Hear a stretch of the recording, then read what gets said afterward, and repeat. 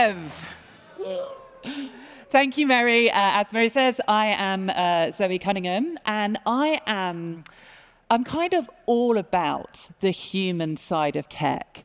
And I find that the more we develop technological systems, and obviously artificial intelligence, by which we now mean LLMs, the more I come back to the real key magic of all software is people and people-based.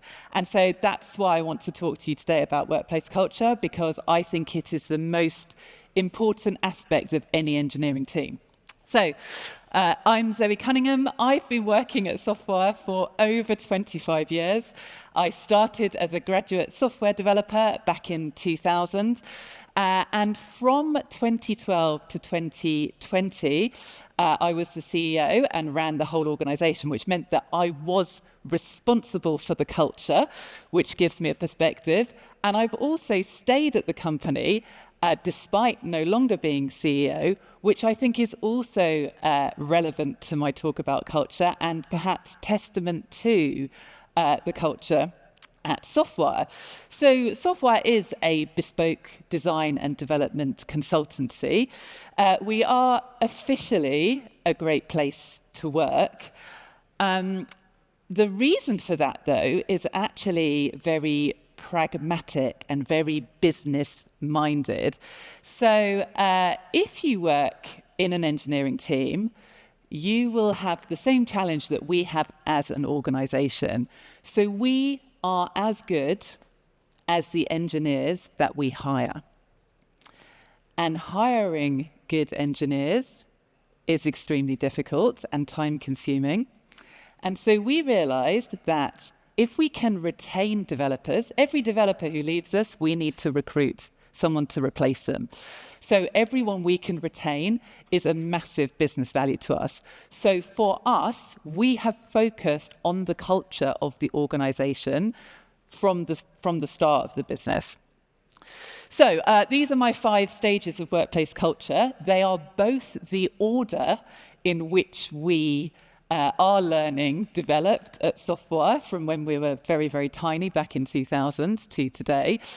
And also a kind of hierarchy. So a bit like Maslow's hierarchy of needs, I feel that very much they build on top of each other.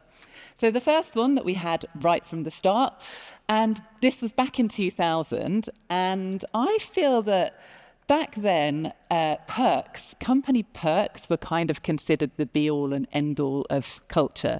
And I joined Softwire and we had unlimited chocolate biscuits, and my friends were so jealous. And then they found out that we had a pool table, and then we got a football table because some people didn't like pool, they wanted to play table football. And then we had a holiday every year. And my takeaway from this stage of culture is that this is not as important as you think it is. It's not going to cement your culture in the way you perhaps think it does. And so for me, this stage is great, and we definitely, everyone at Softwire gets a lot of value from this. We have a lot of very cool stuff. We have our own escape room coming up, which is live right now. It's very, very, very cool. It's all amazing, but it's not what defines company culture. So what does? So something else we've really focused on from the start is building trust and engendering trust between the team and the people making decisions about the company, which can often be distributed throughout the company. And one of our key learnings here is that it's very easy to say, oh, well, if you trust me and trust that everything I do is great, it's easy for me to trust you. You actually have to do it the other way around. And if you trust first, people will trust you. And for us, this has worked by sharing key information about the company, sharing the numbers about how well the company is doing or not doing, sharing that first and trusting that the team at Softwire will respond accordingly, and that allows them to trust us. I really hope you're enjoying this video. Do you know Lead Dev offers way more than this? I'm a fan of the Lead Dev newsletter. I find really practical knowledge about leadership. Then I was like, oh, there is this big community here doing all of these content, so let me figure out a little more, let me dig in a little, what do you have? So make sure you check out leaddev.com.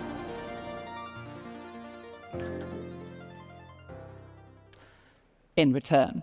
So we were pretty pleased when we worked out this aspect of culture, and it's a very difficult, it's easy to say, like, oh, trust each other and respect everyone, and really hard to implement. And it's actually something that as we keep growing, we have to keep working on and keep building. But it turned out that this wasn't the be-all and end-all of culture either.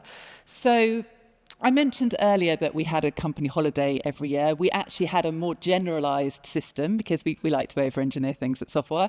We had a more generalized system where everyone had 3 days of morale holiday, which we used on various activities, going on the holiday, having a picnic every year. There were lots of different things to do with it.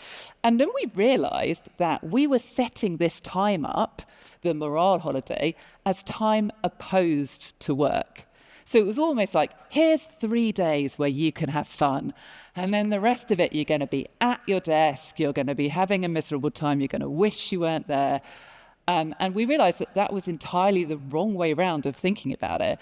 And that not only could work be more enjoyable, that actually people do their best work when they're enjoying it, and that it was of much more value for us to focus on I've written down the exact number, 249 days that people are spending doing their day job.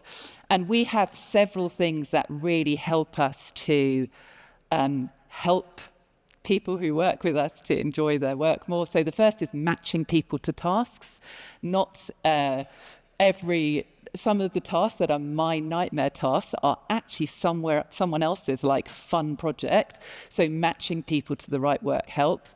And also helping people develop techniques in life, we all have to do things that we don't enjoy as much as some other things in order to get to the other things we do enjoy. And actually, the more techniques you have for how to get through those and do the best job on them, the best you're going to do. So again, for me, this was about my time coming up to senior leadership roles at Softwire. I thought we were kind of done. Great, work's fun. What more is there? And I had a lot of team members who said to me, I'm not interested in my career, Zoe. I am very happy doing what I'm doing, and I just want to keep doing that forever.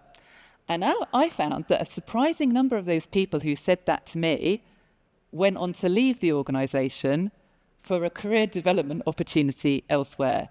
So what's going on there? And I actually found that every single person that I have ever worked with is looking for some form of development within their career.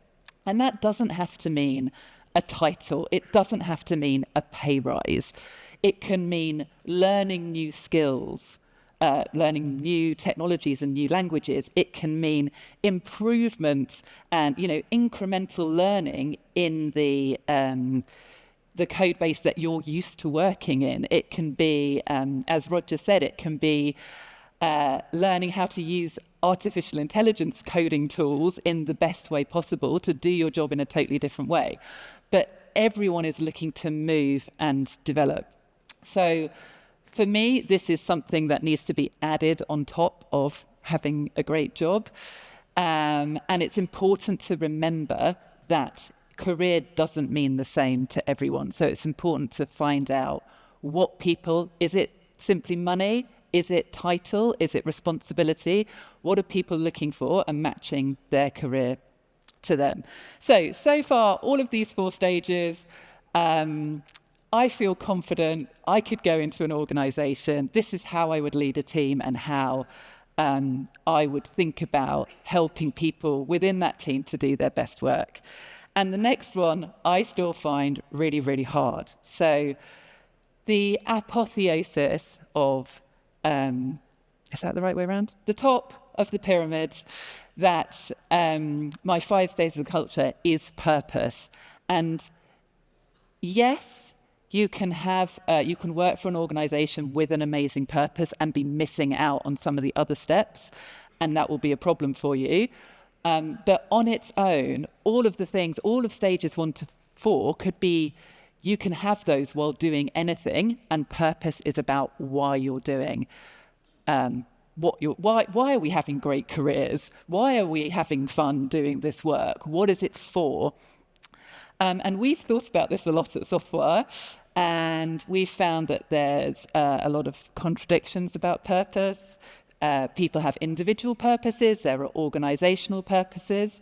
Some of the things we've really focused on are volunteering, so being part of a team, and in particular using your tech skills to volunteer. Looking at the purposes, we work with a lot of different organizations who have a lot of different purposes, some of which are literally life-giving and life-saving systems, so looking at those purposes. Looking at industry purposes, so where's the software industry going? How do we help build that and create it for the future? So purpose is important. It's something I'm still working on, something Softwire is still working on. It trips me up because it's not a logical answer. You can't just say, oh, this and purpose. It's a felt emotional response. So I'll leave you with that. I love talking about culture. I've only had 10 minutes. I could talk about culture all day. If you have challenges in your team, or you would just like to chat about culture because it's fun, these are my details. My office hours are at 3:30. And thank you all very much. I've been Zoe Cunningham.